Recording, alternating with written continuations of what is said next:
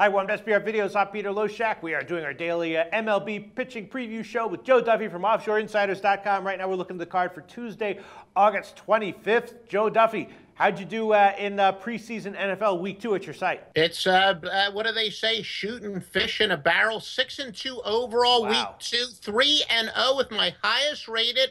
Wise guys, there's not a bigger myth. There's not a more square statement than to say you shouldn't be betting preseason football, and our analysis always tells you why. All right. Well, you did better than I did in NFL preseason Week 2. I had a losing week, but anyone who bought their picks at your website, I guess, had a winning week. All right, Joe Duffy. You guessed. Tuesday, August 25th. Another guy who had a winning week was Alfredo Simone, right? Let's give him some credit there. Out of nowhere, he threw a shutout, complete game shutout. Where did that come from? I don't know. Did anyone see that coming? Maybe, but not me. Here he's going to be at home against the Angels. Is that kind of performance repeatable? My guess, no. On the other side, Jared Weaver, also coming off of a strong start, 6 innings of shutout ball from him. I don't know. My guess is that Simone gets hit again here. What do you think? Yeah, Simon says he's not going to have another good outing. He's really been roughed up. Now, it is interesting that Detroit is stuck with him, so maybe there is a reason. Maybe they do believe that he's just a very good pitcher who needs to make a few adjustments. The fact he's coming off a decent outing, maybe you wouldn't feel quite as confident as you would fading him.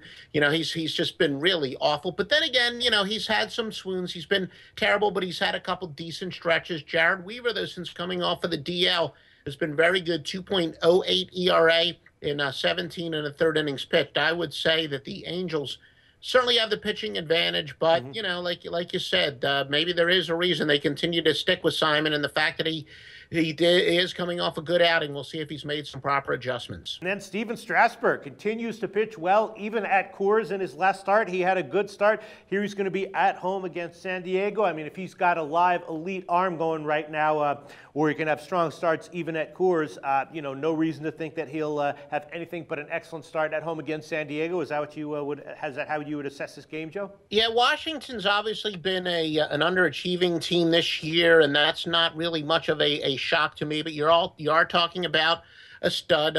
James Shields, he went in a pretty nice stretch where he was pitching pretty well. So it could be a possible underplay, right? Because their offense has certainly been disappointing this year.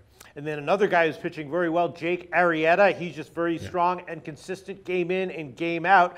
He's going to be on the road at San Francisco. That could be an easy assignment to expect another strong start from Arrieta. And what to expect from Kane. He's been a little bit less good, but, maybe serviceable enough. Maybe we lean under in this one. Well, Arrieta, you're not kidding. He has been phenomenal. 1.26 ERA in his last 12 games, and teams have hit only 167 against him. I would say they certainly have the pitching advantage, but Citizen Kane, he's doing pretty well since re-entering the rotation. He hasn't been any auto fade, even though he is certainly a crafty veteran who would seemingly be towards the end of his career. So an under would be a good possibility.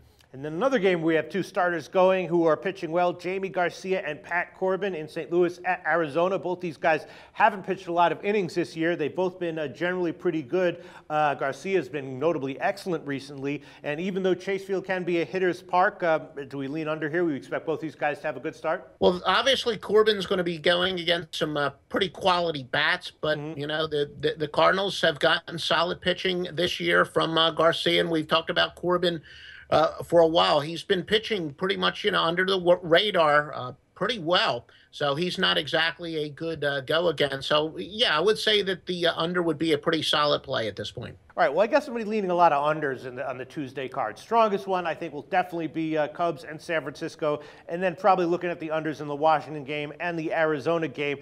Joe Duffy from OffshoreInsiders.com, what else would you like to bring to our attention from Tuesday, August 25th? Well, we have a couple of our favorite splits pitchers going today for sure. Going Tuesday, Noah Syndergaard, 5.05 ERA, 1.60 whip on the road compared to home, where it's 1.82 and 0.81. Now, that might be an over there. Jerome Williams looked like he was starting to turn things around, although, he's gotten roughed up this year, and now he's off of a bad outing, his last outing. So I think maybe a little bit of a bubble burst for him.